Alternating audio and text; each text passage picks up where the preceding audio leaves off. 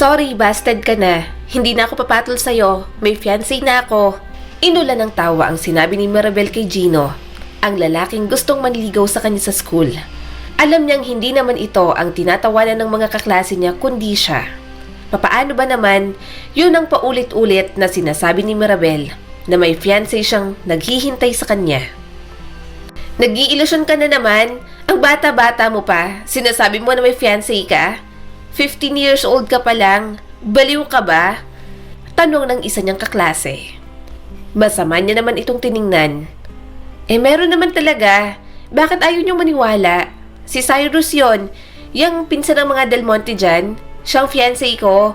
Matagal na silang hindi nagbabakasyon rito, kaya hindi niyo nakikita. Kapag pumunta siya rito, isusupalpal ko talaga sa inyong lahat. Tinawanan lang ulit siya ng mga ito. Napairap naman ang kaklase niyang inggitera. Sabihin na natin na fiancé mo. Kasi uso nga naman sa mayayamang pamilya dito sa atin ang mga arranged marriage. Pero sa tingin mo, pwede ka pang maging fiancé gayong naghihirap na kayo? Pumasok naman si Sonia na class president nila. Tigilan nyo na si Mirabel. Napahalukip-kip naman si Mirabel. Totoo naman talaga na may fiancé siya. Ipinagkasundo siya noon ng mga magulang niya sa anak ng kaibigan ng kanyang papa. Yun nga lang, hindi rin naman siya sure kung may bisa pa yon. Naghirap na sila. Simula nang mawala ang kanyang ama, sunod-sunod na nalugi ang kanilang mga negosyo. Hindi pa marunong humawak sa pera ang madrasta niyang si Helen. Kaya talagang bumagsak na at naghirap sila. Tanging naiwan na nga lang ang ancestral nilang bahay. At sa hirap, pera lang bang basihan para masabing naghihirap na si Mirabel sa buhay? Tita Helen, tama na po. Ayoko na nga ho. Naluluhan niyang tutol habang pilit siya nitong hinuhubaran. Sinamaan siya nito ng tingin. Napaka-arte mo, hindi ka naman ginagawa ng masama. Maghuhubad ka lang at kukuhaan ka namin ng larawan at video. Hindi naman hinahawakan. Nakikita lang ang katawan mo. Nakamaskara ka pa. Mariin siyang umiling at napaatras. Ayoko na nga po. Ayoko po ng ganito. Isang taon ang ginagawa sa kanya yon ng madrasta ni Mirabel. Pinipilit siyang maghubad sa harap ng kamera, kapalit ng pera. Ginawa siyang hanap buhay ng kanyang stepmother simula nang mawala ang kanyang ama. Wala naman siyang magawa dahil kung hindi, sasaktan at hindi siya nito papapasukin sa school. Noong buhay pa ang papa ni Mirabel, mabait naman ito sa kanila. Hindi na rin niya masyadong kinilala dahil nga sabik siya sa ina. Subalit nang mawala ang kanyang ama at unti-unti na silang maghirap, doon na nagsimulang lumabas ang tunay na ugali ni Helen. Hindi ito mapakali kapag walang pera. Namalaya niya rin na bago pala ito pakasalan ng kanyang ama, talagang bayarang babae na ito at nagmamalinis lang. Marami ring bisyo kaya ang daming upos ng yosi sa kanila at bote ng alak. Pinatay na ni Helen ang kamera. Nakaka-imbyerna ka, Mirabel. Naghintay yung kliyente, ayaw mong maghubad. Ano na naman bang pinag-iinarte mo? Pasalamat ka na dahil sa pagganyan-ganyan mo, nakakakain ka, nakakapag-aral, at natutugunan lahat ng pangangailangan mo. Suminghap si Mirabel. Masama naman po ito, Tita Helen. Labag po sa akin ito. Lino! Malakas na tawag ni Helen sa bagong kinakasama nito. Lino, halika rito! Walang hiya. Patikimin mo nga tong si Mirabel. Gusto na namang masaktan. Nanlaki ang mga mata ni Mirabel at agad na nagmakaawa sa kanyang tita. Huwag po, Tita Helen. Huwag po, masakit po. Sinaktan siya ng bagong asawa ni Helen. Hindi naman din siya makalaban dahil malaki ang katawan nito. Hindi rin siya makapagsumbong dahil kanino ba naman siya magsusumbong? Sa mga pulis? Pulis din naman si Lino at kaya siyang baliktarin. Kanino siya tatakbo? Hindi alam ni Mirabel kung saan at kanino. Ano, maghuhubad ka o hindi? Pasalamat ka't hindi may hangin sa ulong kliyente mo ngayon. Kung iba yan, gusto pa nilang punong-puno ng pasa at sugat ang katawan mo. Kaya sige na, maghubad ka na. Sabi pa ni Helen. Humigpit ang hawak ni Mirabel sa kanyang damit. Tita, sinabi na ngang maghubad. Malakas na sigaw ni Helen na bahagyang nagpalundag sa kanya. Takot na takot siyang naghubad. Yun ang kalbaryo niya sa bahay na yon. Palagi na lang ganon.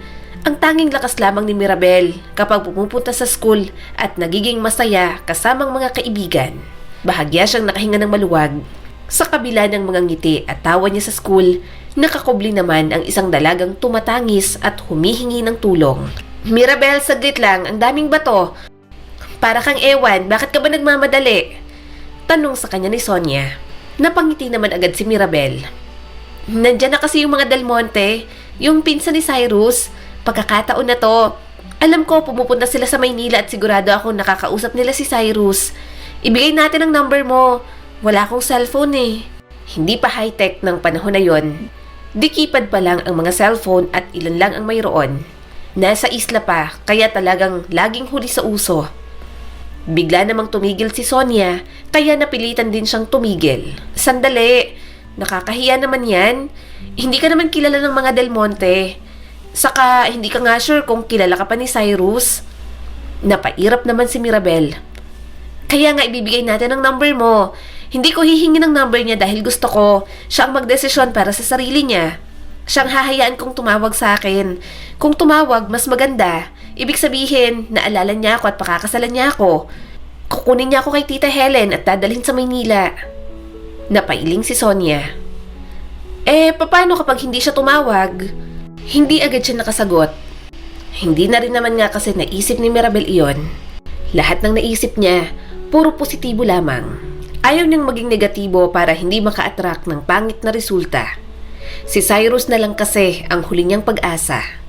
Kapag iniisip niya na may bisa pa rin ang kasunduan ng mga magulang nila noon, kumakapit pa rin siya sa pag-asang iyon. Napailing ang kanyang kaibigan. Hindi ka na nakasagot, Mirabel. Huwag na kasi. Baka sabihin lang nila desperada ka. Hindi mo rin naman close ang mga Del Monte. Pero matatag pa rin ang determinasyon ni Mirabel. Di magpapakilala. Mas okay na pagtawanan kesa hindi mag-try. Hindi na rin talaga siya napigilan ni Sonia. Pagkarating sa tabi ng ilog kung nasan ang mga Del Monte, napangiti agad siya. Katulad nga ng sinabi ni Sonia, pinagtawanan lang siya ng mga ito. Ahead kasi ng 5 taon sa kanya si Cyrus. Baka nga nasa kolehiyo na ito. Kaya ang 15 years old na katulad niya, talagang pagtatawanan lang.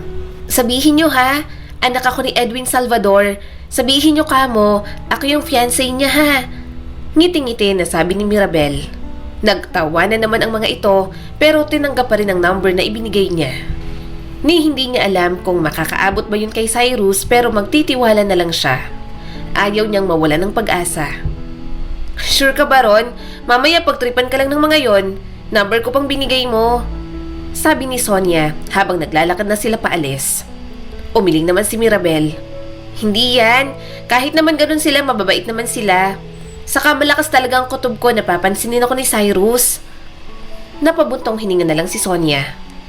Kung hindi kita kaibigan, hindi kita sasamahan sa mga kalokohan mo. Itinapat ni Mirabel ang kamay sa dibdib. Hindi to basta kalokohan, nakasalalay ang magiging buhay ko rito. Siya ang Prince Charming ko magliligtas sa akin.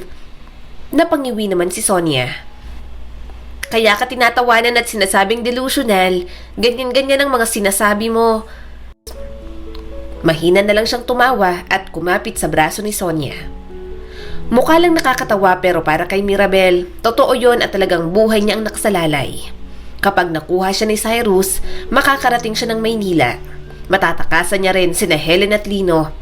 Hindi na siya muling masasaktan at pipilitin pang gumawa ng mga bagay na labag sa kanya. Ang kulit mo rin talaga, no? Hindi ka pa rin nadadala. Sabi ni Joshua na nakasandal pala sa puno ng santol. Natigilan naman sila sa paglalakad. Nanlaki naman ang mga mata ni Mirabel. Bakit niya nga ba nakalimutan? Kung nasan ang mga Del Monte, nandoon din si Joshua. Mahirap pero kayang makipagkaibigan sa mga mayayaman sa kanila. Dahil magaling makisama at nagtatrabaho din sa azukarera. Kahit 19 pa lamang, marami nang alam sa buhay at maraming alam na trabaho. Kahit lumaking ulila at kung saan-saan lang tumutuloy, kaya pa rin buhayin ang sarili. Patigil-tigil nga lang, pero sinisika pa rin na makatapos ng pag-aaral. Una pa lang, kinaiinisan na ni Mirabel si Joshua. Kapag pinagyayabang niya na pakakasalan siya ni Cyrus balang araw, ito palagi ang unang bumabara. Ahead lang ito ng 1 taon sa kanya sa school. Matalino kaya akala mo kung sinong makaasta. Ano na naman bang problema mo? Matapang na tanong ni Mirabel. Napailing naman ito. Ang bata mo pa para lumandi. At naniniwala ka talagang ikakasal ka kay Cyrus? Taas noon niya itong tiningnan. Oo, ikakasal ako sa kanya. Dahil yun ang napagkasunduan ng mga pamilya namin noon. At hindi naman ako lumalandi Gusto ko lang ipaalala na may naiwan siyang fiancé dito sa isla at ako yon. Ano naman sa'yo kung lumandi ako? Alam ko naman ang ginagawa ko at sa mapapangasawa ko lang yung gagawin. Napangisi si Joshua at halatang naiirita. Oo talaga. Para namang walang pakialam sa'yo si Cyrus. Huwag ka nga magsalita ng ganyan. Wala ka namang alam. Sikmat ni Mirabel sa binata. Tumawa ng mapakla si Joshua. Kung may pakialam siya sa'yo, dapat una pa lang umuwi na siya rito tuwing bakasyon. Dapat binibiling ka niya sa mga Del Monte pero hindi. Alam ko wala siyang pakialam sa'yo. Kaya tigilan mo ng kahibangan mo. Nilagpasan na siya ni Joshua. Napapikit naman siya sa sobrang inis. Iiwan na naman siya ng binata na sobrang iritable. Kinuha ni Mirabel ang kanyang tsinelas at binato rito. Hoy! Nakakainis ka talaga? Huwag ka nang magpapakita sa akin, Joshua. Pakialamero ka talaga kahit kailan. Tumigil si Joshua sa paglalakad at marahang pinulot ang kanyang tsinelas. Mahigpit ang hawak nito at ang sama ng tingin sa kanya habang papalapit. Pareho silang napaatras ni Sonia. Para naman kasing ewan, Mirabel. Pinatulan pa. Baka kung anong gawin sa atin. Kinakabahang sabi ni Sonia. Tumigil si Joshua sa harap niya, kaya umasta naman siyang matapang sa harap nito. Napailing ang binata at halatang nadidismaya. Umawang na lang ang bibig ni Mirabel nang lumhod ito sa harap niya. Kinuha ang kanyang paa at marahang isinuot ang tsinelas. Tinatapon mo ang tsinelas mo sa akin. Alam mo namang matatalas ang mga bato dito sa ilog. Sabi sa kanya ni Joshua na parang nanenermon. Huwag mo nang uulitin to. Huwag mong itatapon ang mga bagay na mahahalaga sa'yo para lang pasakitan ng ibang tao. Baka sa bandang huli, ikaw lang ang masaktan kapag ginawa mo ulit, Mirabel. Hindi na siya muling nakapagsalita. Muling tumayo si Joshua at umalis sa harap nila. Walang ibang nagawa si Maribel kundi tanawin ang binata. Kinabahan ako ron. Nakakakaba talaga yung si Joshua. Akala mo laging galit sa mundo. Saad ni Sonia at huminga ng malalim. Hindi siya galit sa mundo. Maaga lang talagang pinamulat sa kanya ang rahas ng mundo. Tila nang hihinang sabi naman ni Mirabel. Hinila na siya ni Sonia. Oo nga no, ulila na rin pala siya. Wala nang mga magulang. Hindi nakaranas maalagaan ng magulang. Alam ko, iniwan lang siya ng nanay niya sa tiyahin. Tapos yung tiyahin niya, 10 taong gulang pa lang siya, pinabayaan na rin.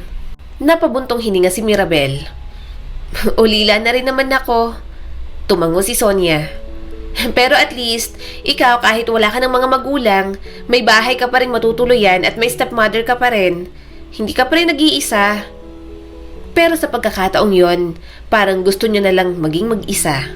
Na kung kaya niya lang, gusto niyang maging katulad ni Joshua. Umalis sa poder ng kanyang tita Helen at buhayin ang sarili. Pero pakiramdam niya, hindi niya kaya yon. Para siyang mas mauubusan ng hininga na maging mag-isa dahil hindi naman yun ang nakasanayan at kinalakihan niya. Sa kanilang dalawa ni Joshua, mas marami siyang takot na dinadala. Kaya nga malakas ang kapit niya sa paniniwalang may bisa pa rin ang pagpapakasal niya kay Cyrus balang araw. Tama na ho! Ayoko na po! Malakas na umiyak si Mirabel. Pinipilit na naman siya ng kanyang tita Helen na maghubad sa harap ng kamera. Pero sobrang sakit na ng katawan niya. Sinakpan na naman siya ni Lino. Ayaw niya kasing sumunod at sumagot-sugot pa siya kanina. Malakas siyang sinampal ni Lino. Ayaw mong sumunod? Kaya ka nasasaktan eh. Huwag kang lalabas. Huwag kang papasok sa eskwelahan ha. Napairap naman sa Helen bago siya iniwan sa silid. Nang mag-isa na lang siya sa kwarto, mahina na lang siyang napahikbi. Pagod na siya. Gustong-gusto niya nang makaalis sa poder ni Helen. Tiningnan niya ang bintana ng kanyang silid. Sa malayo, tanaw niya ang dagat. Madilim na pero naaaningnag niya pa rin ang mga alon. Kapag nilamon ba si Mirabel ng mga alon na yon, matatapos na ba lahat ng problema niya? Mabilis siyang lumabas sa kanyang kwarto. Gusto niyang umalis. Hindi niya nagusto sa lugar na yon. Nang makababa siya, mabilis na tumakbo si Mirabel papuntang dalampasigan. Malakas siyang sumigaw. Ayoko na! Pagod na ako! Patayin niyo na lang ako! Humahagulgol niyang sigaw at napaluhod. Kahit anong pag-asa ang hanapin ni Mirabel, paulit-ulit na lamang nangyayari sa kanya. Naninikip ang kanyang dibdib, para bang wala nang katapusan ng lahat.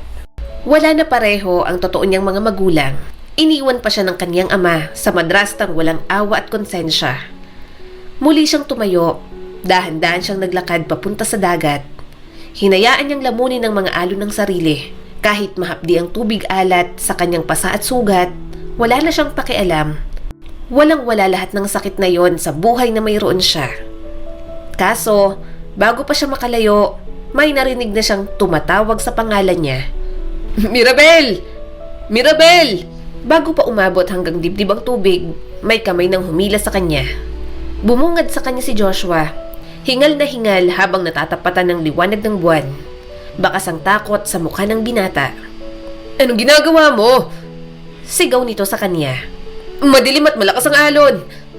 Unti-unti na namang namuo ang luha sa kanyang mga mata. Ang mahihinang hikbi ay naging hagulgul na. Napamura si Joshua at mahigpit siyang niyakap. Pagod na ako. Pagod na.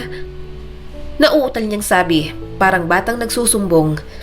Hinaplos ni Joshua ang buhok niya. Pag-usapan natin kung bakit ka napapagod. O ganito, Mirabel. Paano kung hindi ako dumaan? Paano kung hindi ako dumating? Mariing umiling si Mirabel habang tumutulo ang mga luha. Ayoko na. Pagod na ako. Binuhat siya ni Joshua. Nahihirapan itong maglakad papunta sa dalampasigan pero pinilit pa rin itong buhatin siya. Nang makaakyat na sa kalsada, ibinaba siya nito at piniga ang kanyang damit. Pati mahabang buhok ni Mirabel, piniga rin ito. Natigilan lamang si Joshua nang makita ang mga pasa sa braso niya. Saka lang din ito nakita ang iba pa niyang sugat sa mukha. Sinong may gawa sa'yo nito? Mariing tanong ni Joshua. Umiling si Mirabel at tinakpan ng kanyang mga braso. Takot na takot siya. Baka madamay pa si Joshua at maging kasalanan niya pa. Huminga ito ng malalim. Gusto mo umuwi? Ayoko. Nauutal niyang sagot. Iuuwi kita. Okay lang sa'yo, dun ka muna. Marahang saad ng binata. Pinunasan ni Mirabel ang mga luha. Pabayaan mo na lang ako rito. Huwag mo na akong tulungan. Sumabog naman agad si Joshua. At ano? Babalik ka na naman sa dagat? Para ano? Para... Hindi nito maituloy ang sinasabi. Lumandas naman muli ang luha sa pisngi ni Mirabel. Hindi ko nagagawin. Napapikit si Joshua at sa muling pagmulat nito ng mga mata, namumuo na rin ang mga luha roon. Hindi mo na talaga gagawin. Hindi ko hahayaan yun. Halika na, iuuwi na kita. Gagamutin ko yung mga sugat mo. Kailangan mong magpahinga. Pinaangkas siya nito sa bisikleta. Maya-maya ay nakarating na sila sa tinutuluyan nito. Simpleng bahay kubo lang yon at nasa loob ng azukarera ng mga Del Monte. Nagbigay ng damit si Joshua sa kanya. Magbanlaw ka muna, may poso sa labas. May banyo rin doon. Maligo ka at magpalit ka ng damit. Wala akong underwear, sabi ni Mirabel. Bakit? Mahinang tumawa si Joshua. Magsusuot ka ba ng brief ko? Napabuntong hininga na lang siya. Sira ulo ka? Tinapik ng binata ang kanyang ulo. Medyo malaki yan sa'yo, pero may tali naman yung short ko at makapal din naman yung t-shirt. Wala rin namang makikita sa'yo, kaya okay lang yan. Masama niya itong tiningnan. Pumunta naman ito sa labas para magluto. Mabigat ang mga emosyon nila kanina, kaya kahit inaasar siya ni Joshua, nakatulong naman yon para gumaan ang kanyang kalooban. Pagkatapos maligo, nahihiya siyang pumasok ulit sa bahay ni Joshua. Pero nang makita siya nito sa pintuan, mabilis na siyang hinila at pinaupo sa upuang yari sa kawayan. Ikaw lang talaga mag-isa rito? Hindi ka ba natatakot? Tanong ni Mirabel. Umiling ang binata at kumuha ng bulak at betadine. Sanay na naman akong mag-isa. Pagkatapos natin gamutin ang sugat mo, kumain na muna tayo. Mabuti na lang, may tira pa ako kaninang adobong manok. Marami pa yun. Makakakain ka pa. At kapag nakakain ka naman, saka tayo mag-usap kung saan mo nakuha ang lahat ng to. Umiling agad si Mirabel. Ayoko, wag mo nang alamin. Baka madamay ka pa. Natigilan naman si Joshua. Halatang naiinis na ito. Maya-maya tumayo ito at kinuha ang cellphone. May pinindot ito roon at tinawagan. Wow, may cellphone ka pala. Medyo natatawang sabi ni Mirabel dahil hindi niya inaasahang mayroon ito. Bigay lang. Simpleng sagot ni Joshua. Noong bata pa ay may kaya sila. Hindi naman siya binibigyan ng cellphone. Hindi niya rin naman kailangan. Pero ngayong 15 na siya at gusto niyang magkaroon ng cellphone, saka naman siya hindi bigyan ni Helen. Hello? Boses ng isang lalaki. Tumingin sa kanya si Joshua bago sumagot. Cyrus! Bakit Joshua? Gabi na't napatawag ka. May problema ka ba? Tanong pa ni Cyrus. Nanlaki agad ang mga mata ni Mirabel. Marahan siyang tumango at lumapit sa binata. Pakausap ako kay Cyrus. Umalingaw-ngaw ulit ang boses ni Cyrus. Ha? Sino yon? May babae kang kasama? Kaso, nagsasalita pa lang ang binata, pinatay na agad ni Joshua ang tawag. Gusto niyang kunin ang cellphone nito, pero inilayo naman agad sa kanya ni Joshua. Siningit pa sa loob ng brief para talagang hindi niya makuha. Malakas niya itong hinampas sa dibdib. May number ka pala ni Cyrus. Alam mo gustong gusto ko siyang makausap tapos hindi mo man lang sinabi sa akin. Bakit? Nagtanong ka ba? Seryosong saad ni Joshua. Mas lalo siyang nairita sa binata.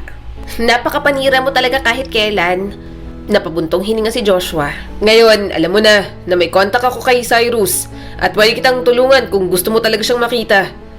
Pero sabihin mo muna sa akin kung saan ang galing yung mga sugat at pasa mo para maisumbong din natin sa mga pulis. Umiling agad si Mirabel. Huwag! Wala ka rin namang mapapala kung sasabihin mo sa pulis. Kumunot ang noo ni Joshua.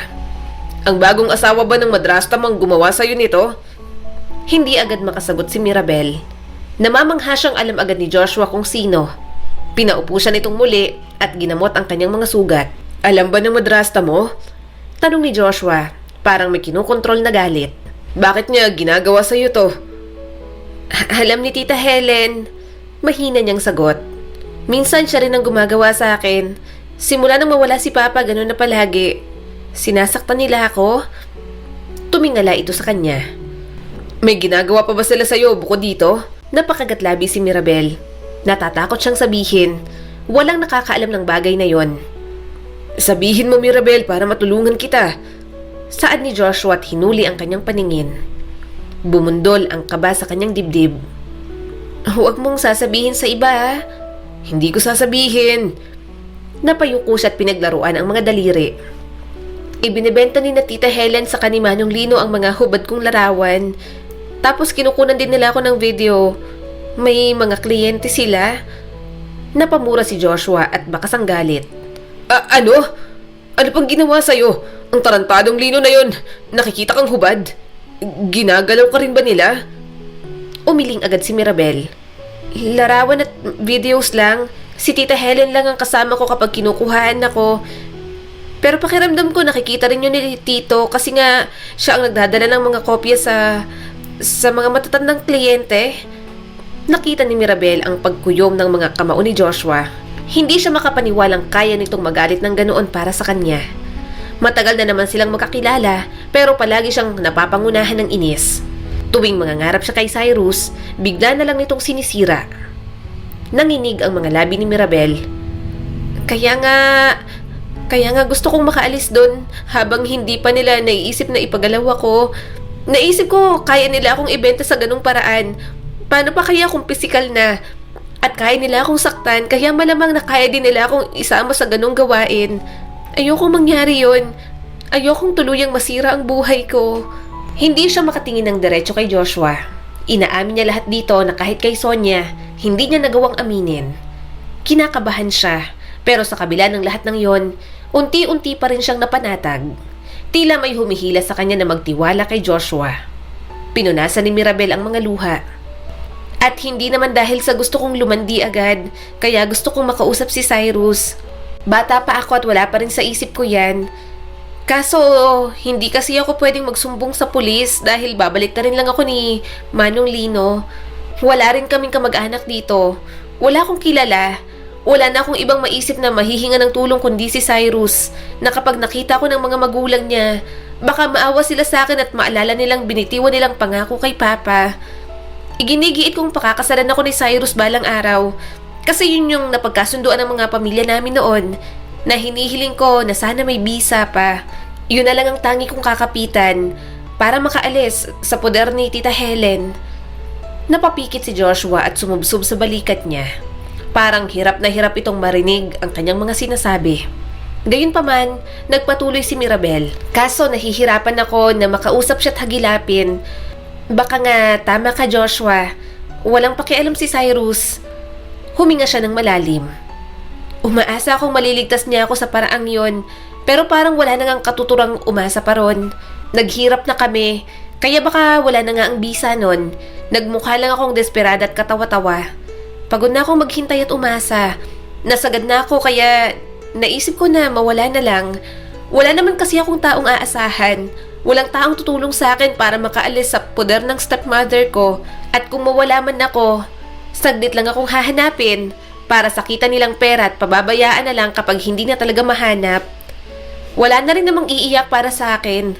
Wala namang manghihinayang para sa buhay ko. Mas lalong lumapit si Joshua at mahigpit siyang niyakap. Ako, maasahan mo ako. Huwag mo na ulit isipin yan. Tutulungan kita, Mirabel. Pwede mo akong maging takbuhan.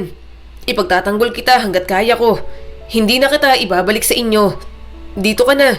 Hindi na ako papayag na makuha ka pa nila. Gustong-gustong kumapit ni Mirabel sa mga binitiwang salita ni Joshua. Gayunpaman, paano nila gagawin yon kung limitado pa rin sila sa lahat ng bagay? Hindi naman ito katulad ni Cyrus na mayaman at maraming koneksyon. Simpleng tao lang si Joshua at kumakayod para buhayin ang sarili.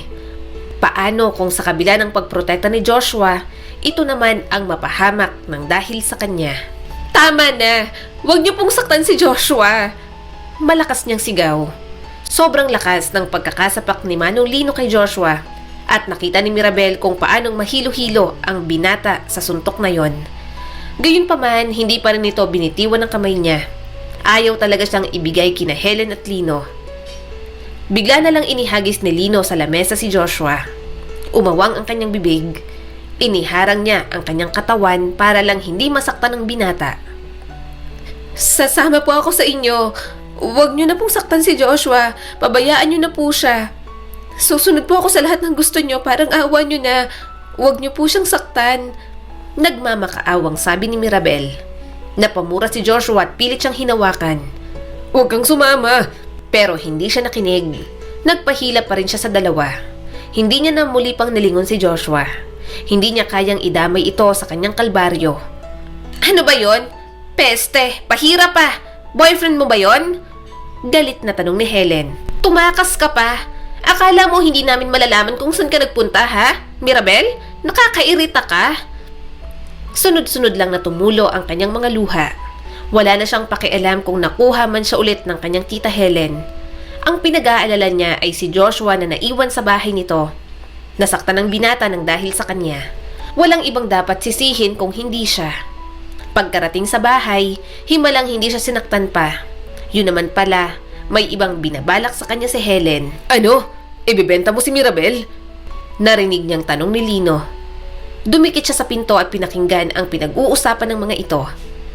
Sumagot naman ang kanyang madrasta.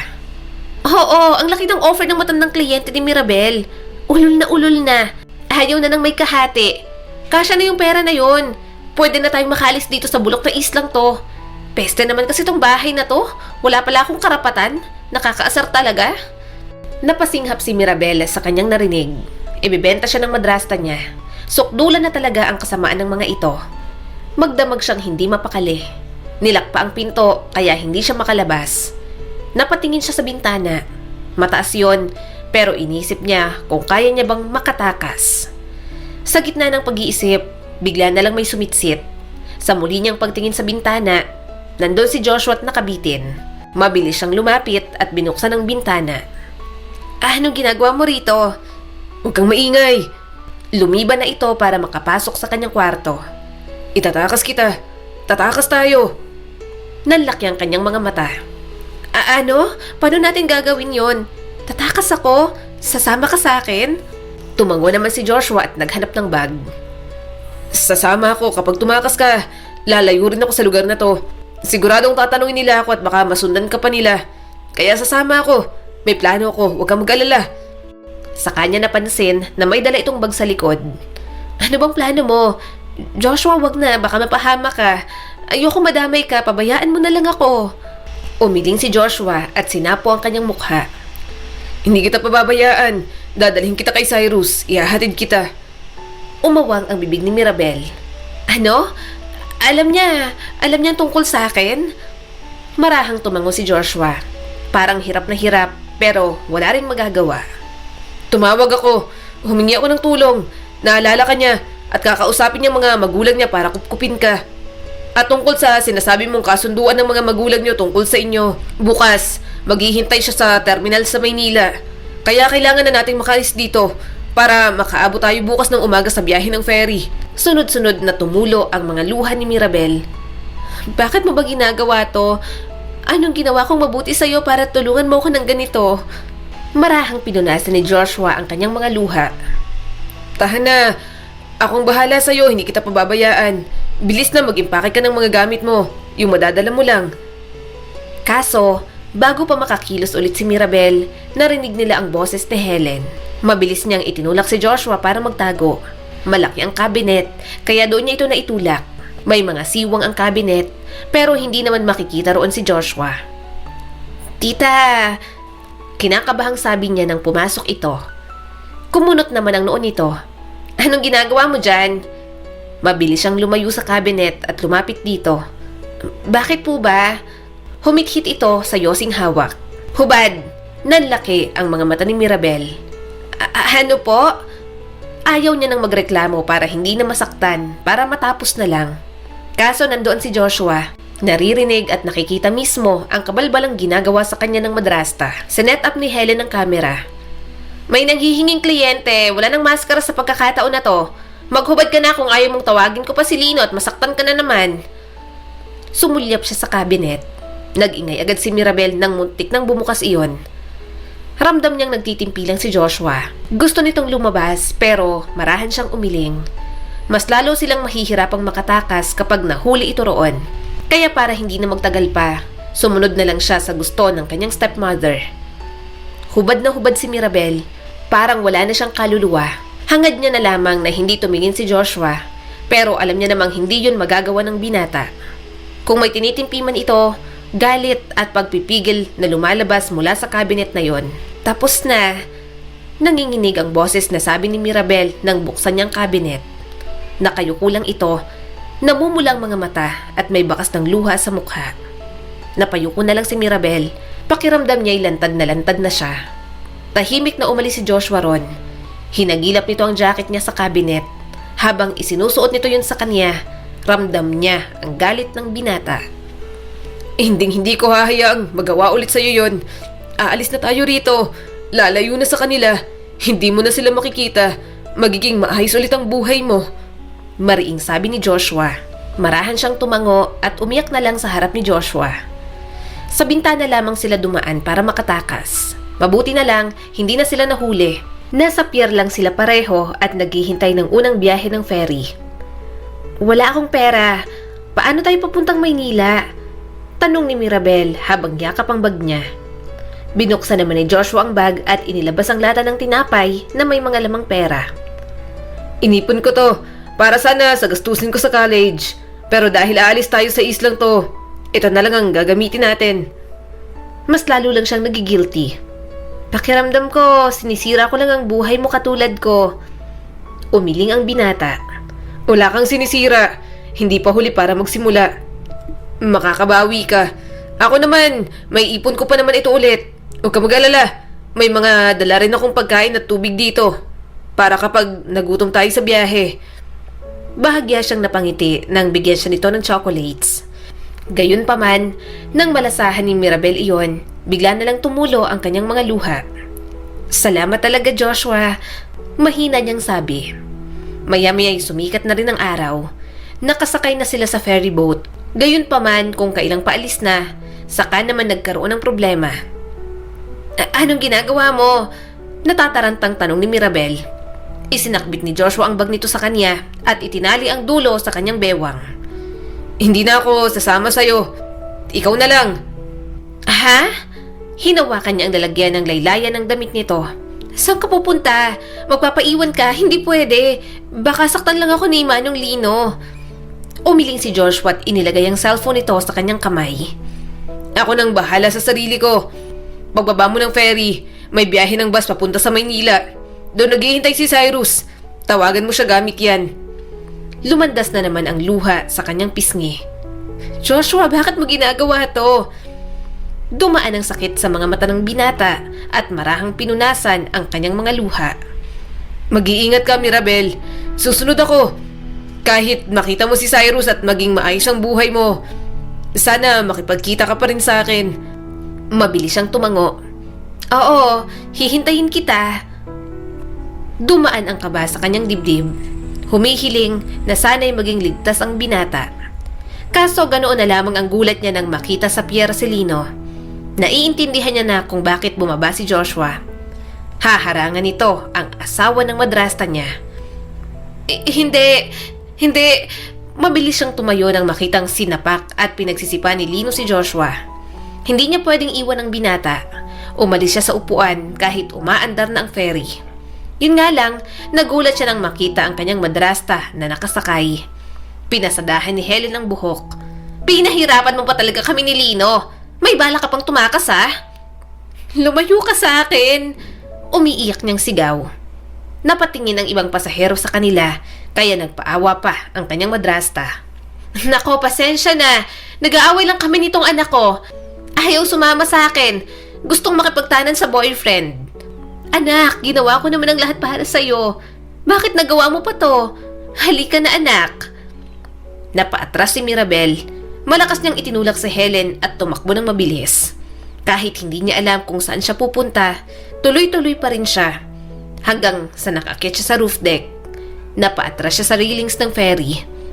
Lumayo ka sa akin! Sigaw niya rito. Pinamaywangan naman siya ni Helen. Huwag kang ewan dyan. Halika na. Wala ka ng takas. Hihintayin natin mapunta to sa pier at babiyahe rin tayo pabalik.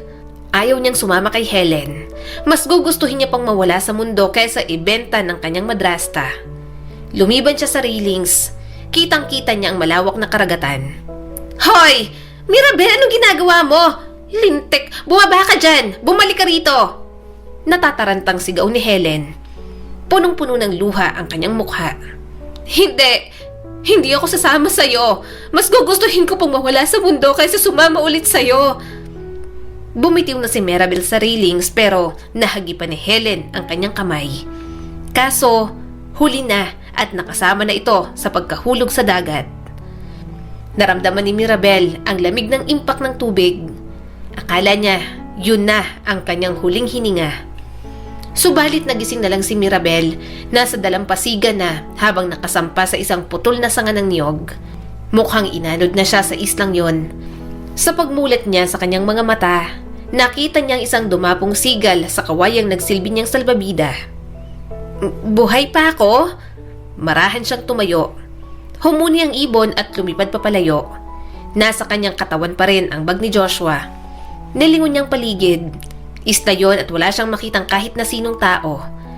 Kaya lang ay napasigaw siya at malakas na napahagulgol nang makita niya si Helen na wala ng buhay. Hindi niya alam kung matutuwa ba siya o matatakot sa lahat ng nangyayari sa kanya. Wala nang taong nagpapahirap sa kanya. Nawala sa hindi inaasahang paraan. Gayunpaman, ang maiwang mag-isa sa isla na yon, hindi niya alam kung kakayanin niya sa mga susunod na araw. Ilang araw lang siyang nakasurvive sa mga pagkaing pinabaon ni Joshua. Nandun ang mga basang pera na inipon ni Joshua para sana sa pag-aaral nito. Napahagulgol si Mirabel. Sana okay ka lang, Joshua. Ayokong mapahama ka. Sorry, hindi ako nakarating kay Cyrus. Sorry, nabaliwala lahat ng sakripisyo mo para sa akin. Sa pananatili sa islang yon, hindi niya alam kung may naghahanap pa ba sa kanya. Bukod kay Joshua na hindi niya na alam ang nangyari, wala na namang taong gagawa ng effort para makita pa siya. At kapag iniisip niya yon, unti-unti siyang nawawala ng pag-asa. Gayunpaman, pinili niya pa rin mabuhay. Nagkiskis ng mga bato, umakyat sa puno ng buko, nang huli ng mga isda at lamang dagat. Naghintay ng patak ng ulan para lang makainom. Lahat ng yon, tiniis niya at pinilit mabuhay. Maraming beses niya nang inisip na kitilin ang sariling buhay, magpalapa sa mabangis na hayop sa gubat, o kaya'y magpakalunod na lang sa dagat. Subalit para siyang binubulungan ng Diyos na lumaban pa, na patuloy pang kumapit sa magagandang bagay na naghihintay sa kanya. Natuto si Mirabel na mamuhay mag-isa, bagay na hindi siya naniniwalang kaya niya. Puro buko na nga lang ang kanyang kinakain, minsan ay kung ano-ano pang dahon. Minsan lang naman siya makahuli ng isda, pero natuto siya sa ilang buwan, kaya para na rin siyang mangangaso sa gitna ng gubat. Hanggang sa nagkaroon ng bagong pag-asa sa kanyang buhay. Neng! Neng, gising ka! Anong ginagawa mo rito? Boses yon ng isang lalaki. Unti-unting ibinulat ni Mirabel ang mga mata. Mabilis siyang bumangon, wala ang panghihina ng kanyang katawan nang muli siyang makakita ng tao. Ayos ka lang ba? Tanong pa nito at lumapit sa bangka nito. Ang alam ko, walang tao sa islang to. Nagulat ako nang makita kita rito. Punong-puno ng luha ang kanyang mga mata. Talaga bang tao po kayo? Hindi po ba ako nananaginip? Kumunot naman ang noo ng mangingisda. Ha? Siyempre, tao ako. Pero sige, minsan hayop ako kapag may umaaway sa pamilya ko. Natigilan ang lalaki nang mahigpit niya itong yakapin. Teka lang, Neng, ang baho mo. Bakit ka nangyayakap? Ilang buwan na po ako rito. Tulungan niyo po ako. Tulungan niyo po ako, parang awa niyo na. Bulalas niya at unti-unti nang nawala ng malay. Nagising na lang si Mirabel na nasa loob na siya ng bahay kubo ng mag-asawang Nena at Anton. Ilan lang ang mga taong namumuhay sa isla na yon at simple lang ang pamumuhay. Kung ganon, nahulog ka sa ferry? Tanong ni Aling Nena. Marahan siyang tumango. Alam mo ba kung paano namin mapapaalam sa pamilya mo ang nangyari sa'yo? Tanong naman ni Manong Anton. Umiling agad si Mirabel. Wala na po akong pamilya. Pwede po bang dito na lang ako? Ayoko na pong bumalik sa amin. Nagkatinginan ang mag-asawa. Mahina naman siyang umiyak. Wala nang kanyang tita Helen pero hindi niya alam kung ano ang nangyari kay Manong Lino. Pakiramdam ni Mirabel kahit mahirap lang doon mas magiging ligtas na siya. Hindi na rin siya masusundan pa. At si Joshua na prinotektahan siya hanggat... Si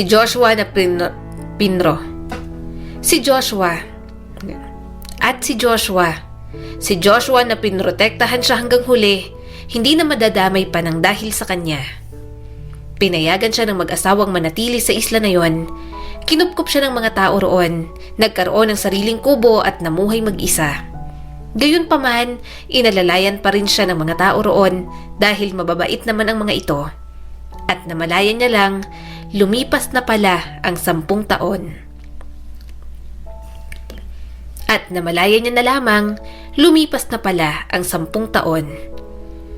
Ano yan? Tanong ni Mirabel nang dumapo ang sigal sa bato malapit kung nasan siya nakaupo. Kinuha ni Mirabel sa tuka ng sigal ang bagay na hindi pamilyar sa kanya. Para yung maliit na microphone na iniipit sa damit, ang hindi niya alam, isang Bluetooth microphone yon na ginagamit para sa vlogging. Wala siyang ideya dahil hindi pa uso ang mga ganoon nang mapadpad siya sa isla. Akin na yan! Akin na yan! Malakas na sigaw ng isang babae. Lumingon agad si Mirabel. May tumatakbong babae papalapit sa kanya. Mabilis niyang kinusot ang kanyang mga mata. Iniisip niya na ilusyon lang yon. Akin na to, ang mahal nito eh. Binuraan ko pa to sa pinsan ko. Walang hiyang sigal yon, tinangay ba naman? Stress na sabi ng dalaga. Nagulat na lang si Mirabel nang hilahin siya ng isang lalaki at mahigpit na niyakap. Hindi niya maintindihan ang kanyang nararamdaman. Pakiramdam niya, mas naging ligtas siya sa yakap nito. Mirabel, saad ng lalaking yumakap sa kanya. Sa wakas, nahanap din kita. Takang-taka naman ang dalagang nasa tabi nila. Ano? Joshua? Nahanap? May hinahanap ka pala, insan? Teka lang, may naalala ko. Siya ba yung sinasabi mo nun sa akin? Nakababata mong nawala 10 years ago? Grabe! Buhay ka pa? Sinapo niya agad ang mukha ni Joshua. Ikaw ba talaga si Joshua? Mabilis itong tumango. Akala ko hindi na ulit kita makikita. Captain, ano pong nangyari? Bakit po kayo tumakbo ng ganon? Hingal na sabi ng kasama nito. Uuwi na tayo ha. Nanginginig ang mga kamay ni Joshua habang hinahaplos ang kanyang buhok. Iuuwi na kita. Tumulo ang kanyang mga luha. Hindi niya inasahang makikita niya pa si Joshua. Hindi siya makapaniwalang hinanap pa rin siya ng binata. Salamat po sa inyo. Salamat po sa pagkupkup kay Mirabel. Tatanawin ko pong malaking utang na loob ito sa inyo. Sabi ni Joshua habang mahigpit na hawak ang kamay niya. Wala yon. Nabigla nga kami. Akala namin wala ng pamilya niya dahil yun ang sabi sa amin ni Mirabel. Saad naman ni Aling Nena. Inabutan ni Joshua ng malaking halaga ng pera ang mga taong kumkup sa kanya pero hindi yun tinanggap ng mga ito. Sinasabing wala namang utang si Mirabel sa kanila. Nabuhay pa siya ng matagal dahil sinikap niyang mabuhay. Namalaya niya na lamang na kasama siya sa yateng dala ng mga ito. Nalaman niyang may cleaning drive pala sa mga isla ang grupo na nakakita kay Mirabel. At swerteng nandoon din si Joshua. Ang babaeng unang nakakita sa kanya ay si Jenny. Malayong pinsan ni Joshua at isang travel vlogger. Mamimiss ko ang mga tao sa isla. Malungkot na sabi ni Mirabel. Tipid nang umiti si Joshua. Babalik tayo ron kahit kailan mo gusto. Babawi tayo sa lahat ng taong tumulong sa'yo. Pangako yan, Mirabel. Napangiti naman siya at marahang tumango. Simple lang ang kasiyahan ng mga tao ron. Makakain lang ng 3 beses sa isang araw, masaya na sila. Hindi nila kailangan ng pera dahil halos lahat ng kailangan nila nasa isla lang din naman. Pero siguro kung nakikisabay sila sa mga pagbabago, siguradong matutuwa ang matatanda ron. Tiningnan siya ng mabuti ni Joshua. Bakit hindi mo sinikap na bumalik? Wala na rin naman akong babalikan. Natatakot ako para sa kaligtasan ko at para rin sa'yo. Ayoko mapahama ka na naman ng dahil sa akin. Pero 10 taon nang lumipas. Mukhang okay ka na at kayang ipagtanggol ang sarili mo, Joshua. Napalingon si Mirabel kay Jenny na kasalukuyang nagko-content. Nandito ako ngayon at kasama ko ang babaeng matagal nang hinahanap ng pinsan ko sa loob ng 10 taon. Hindi ka panipaniwala pero talagang nabuhay. Joshua, akin na! Huwag mong itapon ang camera ko. Ano ba? Masamang tiningnan ni Joshua ang pinsan nito. I-delete mo, itatapon ko. Ha? Gulat na tanong ni Jenny. Magandang kwentong tungkol kay Mirabel. Biruin mo, nakasurvive siya ng ilang buwan sa isla. Tapos may nakakita at may kumukup sa loob ng 10 taon. Biruin mong nakita mo pa siya. Maraming mai-inspire. Akmang itatapon ni Joshua ang camera kaya agad namang pinigilan ni Jenny. Oo na, hindi na. I-delete ko na, sorry. Hindi na, napakasama talaga ng ugali mo. Pinsan mo ako tapos ginaganito mo ako? Hindi pinansin ni Joshua ang mga sinasabi ni Jenny. Lumapit itong muli sa kanya at marahang umiti. Parating ng pagkain, malapit ng maluto. Lumapit din sa kanyang president ng club na nagsagawa ng cleaning drive. Muntik na kaming hindi pumunta sa isla na yon. Ang iniisip namin walang basura ron kasi mukha namang walang mga turistang napapadpad. Mabuti na lang at nakinig kami kay Jenny. Travel vlogger kasi yung babaeng yan. Walang pinapalampas na lugar. Travel vlogger? Tanong ni Mirabel. Ano yon? Napatingin siya kay Joshua nang tumabi ito sa kanya. Umuso lang, pasensya na. Pinigilan ko yan. Hindi ka nagagawing content ng pinsan ko. Nako, sa 10 taon kang nandun. Puro matatanda lang ang nandun, di ba? Ibig sabihin, hindi ka rin updated sa mga pagbabago. Walang kuryente sa pinanggalingan mo. Saad ng presidente ng club. Siguradong mabibigla ka pagdating ng Maynila. Inuwi na nga siya ni Joshua sa bahay nito. Manghang-mangha siya sa laki at ganda ng bahay ng binata. Parang dati lang, bahay kubo lang at nakikitira lang ito kung saan-saan. Tinulungan na rin siya ni Jenny na maligo at magbihis. Kahit paano, naging presko ang kanyang pakiramdam. Komportable din siya sa damit ni Jenny na pinahiram sa kanya. Ang ganda ng bahay mo, Joshua. Nakangiting sabi ni Mirabel pagkatapos nilang kumain. Nagsalita naman agad si Jenny. Wala namang ginagastosan niyang pinsan ko eh. Wala ring luho. Kapitan na rin sa barko kaya ayan, marami na rin napundar. Maraming negosyo yang si Joshua. Nagpapayaman, ayaw namang mag-asawa. Alam mo yung yate na sinakyan natin? Sa kanya yon. Pinapagamit niya kapag may cleaning drive sa mga isla. Napakayabang. Vice President yan ng club eh. Bigla namang hinila ni Joshua si Jenny palabas. Umuwi ka na sa inyo. Dami mong sinasabi. Hoy! Basta mo na lang ako palalayasin. Ako ang dahilan kung bakit mo nakitang first love. Sinarado ni Joshua ng malakas ang pinto, kaya hindi na nito na ituloy ang sinasabi. Napabuntong hininga si Joshua at lumapit sa kanya. Pagpasensyahan mo ng pinsan ko, makulit talaga yun. Manood ka muna ng TV, maghuhugas lang ako sa kitchen. Binuksan naman nito ang malaking TV sa harap. Umawang agad ang kanyang bibig at agad na namangha. Wow! TV pala to! Ang laki at flat?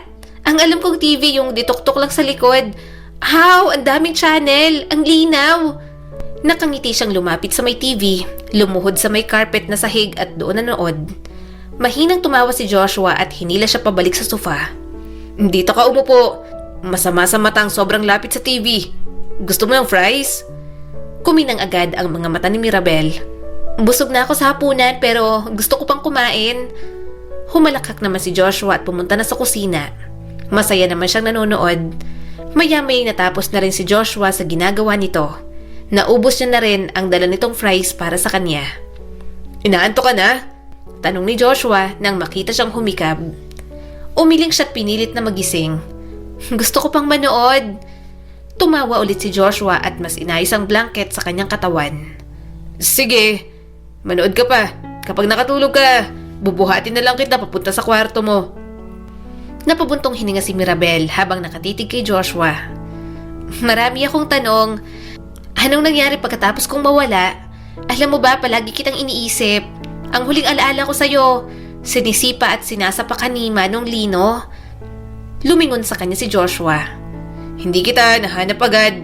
Na-confine ako sa ospital. Ilang buwan din na nakast ang mga paa ko. Nagkaroon ng search and operation sa inyo ng tita mo pero dahil wala namang nag-aasikaso, walang nagtuloy at sinuko na rin na maghanap.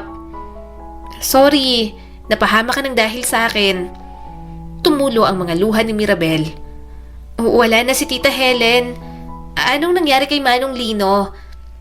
Marahang pinunasan ni Joshua ang kanyang mga luha. Nabilanggo siya dahil sa ginawa niya sa akin. Pero pumanaw din dahil sa sakit. Nakabangon ulit ako dahil tinulungan ako ng pamilya ni Jenny. Malayo ko silang kamag-anak. Inabot niyang mukha nito. Proud na proud ako sa'yo. Masaya akong makita ka ulit. Masaya akong maayos ang kalagayan mo. Marahang pumikit si Joshua at hinawakan ang kamay niyang nasa pisngi nito. Lumandas na rin ang luha sa pisngi ng binata. Hindi ako kailanman naniwala na wala ka na, Mirabel. Walang nakita ng katawan mo, hindi ako sumuko. Nang nagsimula na akong kumita ng pera nang makatapos, hinanap kita. Bawat baba ko ng barko para magbakasyon, makikita ko pa rin ang sarili ko sa gitna ng karagatan para lang maghanap sa'yo. Kahit parang huli na, hindi ako sumukong hanapin ka. Pasensya kung natagalan. Nanginginig ang boses na sabi ni Joshua. Napasinghap si Mirabel. Paano kung wala na ako? Mawawala ng saysay lahat ng ginugol mo sa paghahanap sa akin. Umiling si Joshua at hinalikan ang kanyang palad. Huwag mong sabihin yan. Ilang taon kong daladala ang pagkawala mo na sana mas pinrotektahan pa kita. Hindi ko man lang natupad ang pangako ko sa'yo. Ilang beses akong nanalangin sa Diyos na sana bigyan ka niya ng himala. Na sana napadpad ka kung saan at may kumupkup sa'yo. Na sana mabuhay ka pa kung nasan ka man. At naniwala ko ron. Hindi mo pa oras. Marami ka pang mararanasang magagandang bagay sa mundo. Nang marinig niyang ito ang vice president sa club na yon, alam niyang isa rin sa dahilan nito ang paghahanap sa kanya. Hindi lang siya makapaniwalang patuloy pa rin na umasa si Joshua na buhay pa siya. Kung iisipin, sa tagal na yon, imposible nang makita pa si Mirabel. Si Cyrus, kumusta na siya? Hindi niya napigilang tanong. Naramdaman niya namang natigilan ito. Huminga ng malalim si Mirabel. Inisip ko rin kung naghintay ba siya ng matagal nung araw na yun sa Maynila. Hindi ako dumating. Gusto kong malaman kung ayos lang ba siya. Umiwas naman ang tingin si Joshua. Halatang naiirita. Ayos lang. Huwag mo nang isipin pa. Hindi ka naman niya hinanap katulad ng paghahanap ko sa'yo. Tipid siyang napangiti. Alam ko naman yon. Kahit nga ikaw, hindi ko inasahan na hahanapin mo pa ako. Umawang ang bibig ni Joshua. Parang may gusto itong sabihin pero pinigilan na lang ang sarili. May asawa na ba siya? Hindi niya napigilang tanong. Umismid naman si Joshua at umupo na ng maayos. Wala, pero wala pa rin akong asawa. Mahina siyang tumawa. Si Cyrus naman ang tinatanong ko, alam ko namang wala ka pang asawa. At wala pa rin girlfriend. Masungit pang dugtong ni Joshua. Nanatili ang ngiti sa mga labi ni Mirabel. Alam mo, nung nasa isla ko, ilang beses kong inisip na sumuko na lang. Muling napatingin sa kanya si Joshua. Pero naisip ko may dahilan pa ang Diyos kung bakit niya ako hinahayaang mabuhay sa islang yon. Pakiramdam ko may tinuturo siya sa akin na hindi ko alam nun. At napagtanto kong okay din palang mabuhay. Kahit mahirap, makakaraos pa rin. Hanggang binibigyan ako ng bagong umaga, may pag-asa pa rin. At alam mo, nung nasa isla ko, nangako ako sa sarili ko na kapag nakabalik ako, makikipag-date ako kay Cyrus. Bigla namang nahulog sa sofa si Joshua. Ano? Date? Hinila niya naman agad ito. Ayos ka lang ba? Umiling agad si Joshua. Hindi pwedeng makipag-date sa kanya. Bakit naman? Sabi mo wala pa siyang asawa. Date lang naman eh. Mas lalo siyang napangiti. Hiling kasi yun ang batang puso ko noon. Nang mapadpad ako sa isla, pakiramdam ko pangalawang buhay ko na nang makabalik ako dito. Kaya gusto ko gawin na lahat ng bagay na gusto ko para wala akong pagsisihan. Matagal siyang tinitigan ni Joshua bago bumuntong hininga. Sige, susubukan kong makontak si Cyrus. Sasabihin ko sa kanya na gusto mong makipag-date at tuparin natin yung hiling ng batang puso mo nun, Mirabel. Tuwang-tuwa naman siya. Kaya yun ang inisip niya buong magdamag. Sa mga sumunod na araw, wala siyang ibang ginawa kundi hintayin ang araw na yon. At nang dumating na ang araw, labis ang kagalakan sa kanya. Ano yan, Mirabel? Seryoso ka ba? Yan ang isusuot mo kapag makikipag-date? Tanong ni Jenny nang makita siya. Tumingin siya sa simpleng shirt at palda. Ayos na to, Jenny. Dinutdut ni Joshua ang noon ng dalaga. Tumigil ka! Huwag mong igaya sa style mo si Mirabel. Umiling agad ang pinsan ni Joshua. Siyempre hindi ko igagaya. Hindi naman kami pareho ng taste. Akala ko ba, mapera ka't gusto mong ispoil itong si Mirabel? Bakit hindi mo pinapamili ng mga damit? Walang kwenta. Kaya hindi ka nagugustuhan. Manahimik ka. Mariing sabi ni Joshua at naglabas ng card. Mamili kayo sa mall, samahan mo. Ipasyal mo na rin. Ibili mo ng magagandang damit. Damit niya lang hindi mo damit. Tumawa naman si Jenny. Hoy, buraot ako sa'yo pero hindi naman ako nangungupit, no? Halika na nga, Mirabel. Pagagandahin kita. Jenny, wag sobrang ganda. Simple lang ang gawin mo kay Mirabel. Makikipag-date lang naman niya kay Cyrus na yun. Uy! Sigaw pa ni Joshua bago sila makaalis sa bahay nito. Nang makapunta siya sa mall, tuwang-tuwa si Mirabel. Marami siyang nakikitang bago sa kanyang paningin. Pinasukat din siya ng ilang mga damit. Hindi mo alam ang cellphone na touchscreen? Tanong ni Jenny. Umiling naman siya. Di keypad lang ang naabutan ko. Parang ang ganda ng cellphone mo. Basta na lang lumalabas ang keyboard. Tapos ang ganda ng display screen. Ang dami ring tugtog. Nakakapanood ka pa? Ang galing. Saka ano yan? Bakit ang daming picture? Tinuruan naman siya ni Jenny. Napangiti siya sa app na pwedeng mag-message at makakita ng pictures ng ibang tao kahit malayo. Mahinang tumawa si Jenny. Ang cute mo. Parang kang baby na tinuturuan. Ang dami kasing bago ngayon. Yung mga taong kumupkup sa akin, sa isla lang din talagang buhay nila. Hindi rin sila updated sa mga bagong bagay. Nahihiyang sabi ni Mirabel. Makikipag-date ka kay Cyrus, di ba? Tanong ni Jenny. Tumango naman siya kaagad. Muling nagsalita si Jenny. Sana pagkatapos, si Joshua naman ang i-date mo. Ha? Ngumiti ang dalaga sa kanya. Hanggang ngayon, torpe pa rin siya. 30 years old na torpe pa rin.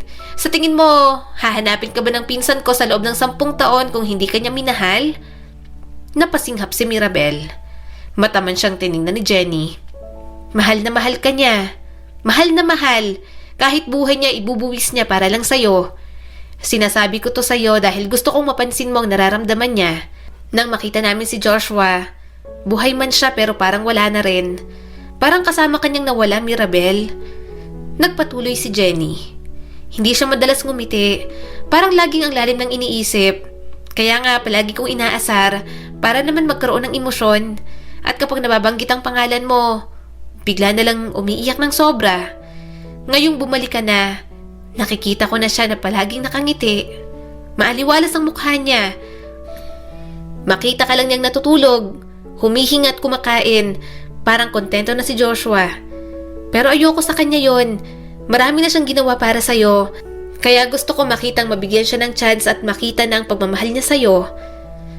Napangiti naman si Mirabel. Napagtanto niya yon. Sa ilang linggo pa lang mula nang makabalik siya, napansin niya na ang totoong damdamin ni Joshua para sa kanya. May sense na kung bakit palagi itong tutol sa pagpapantasya niya noon kay Cyrus at kung bakit parang ayaw nitong makita niya ang binata noon. Maya-maya'y natapos na rin naman sila. Susunduin siya ni Joshua at ito ang maghahatid sa kanya kay Cyrus. Nang makalabas sila, ang iritadong mukha ni Joshua napalitan ng pagkamangha. Tumawa si Jenny at ibinigay ang paper bag kay Joshua. Halatang halata ka na talaga. Ganda no? Tutulo na bang laway mo, Joshua? Nag-init naman ang mga pisngi ni Mirabel. Titig na titig sa kanyang binata. Nabitiwan pa nga ang paper bag at sobrang aligaga. Hindi niya alam kung bakit nang sandali na yun niya lamang napagtanto ang epekto ni Joshua sa kanya. Maya-maya'y nakarating na si Mirabel sa date nila ni Cyrus. Napangiti siya nang makita ito. Pakiramdam ni Mirabel, natupad na ang isa sa mga pangarap niya. Pero sa buong araw nilang magkasama, napansin niya na agad. Bakla ka ba? Hindi niya na napigilang tanong. Nanlaki naman agad ang mga mata ni Cyrus at pilit na pinalalim ang boses. Hindi ako bakla. Mahina naman siyang tumawa.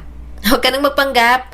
Okay lang naman sa akin. Hindi ko lang inaasahan na nagpapanggap ka pa. Napabuntong hininga si Cyrus at biglang naging malambot ang boses. Kaloka, I'm sorry. Saka lang ako nag-out nang mawala ka. Oo, bakla nga ako. May boyfriend na rin ako. Pinakiusapan lang talaga ako ni Joshua kasi sabi niya, pangarap mo na makadate ako. Siya rin ang lahat ng gumastos sa date natin. Sorry talaga, nabuko ako. Napangiti naman si Mirabel. Wala namang kaso sa kanya yon. Kaya nang matapos ang date, naghintay na lang siya sa pagdating ni Joshua. Nang bumaba ito sa sasakyan, mabilis siyang tumakbo papunta sa binata. Kamusta ang date niya ni Cyrus? Nakangiti nitong tanong. Sinapo ni Mirabel ang mukha ng binata at marahan itong hinalikan. Namungay ang mga mata ni Joshua. Parang hindi pa makapaniwala na dumampi ang mga labi niya sa mga labi nito. Hindi ako si Cyrus. Mahinang sabi ni Joshua. Lasing ka ba? Pinainom ka ba nun? Napangiti siya at muli itong hinalikan. Ikaw si Joshua. Pinalandas ng binata ang kamay sa kanyang bewang. Isang halik mo pa. Hindi na ako papayag na maligawan ka ng iba. Ako lang ang pwedeng manligaw, maging boyfriend at maging asawa mo. Payag ka ron? Mahina siyang tumawat muling humalik kay Joshua. Mahal din kita. Unti-unting namuo ang luha sa mga mata nito. Mirabel, salamat sa pagmamahal mo sa akin. Pinunasan niya ang lumandas na luha sa pisngi ni Joshua. Dahil sa pagmamahal mo, buhay pa rin ako hanggang ngayon. Mahal na mahal din kita, Joshua.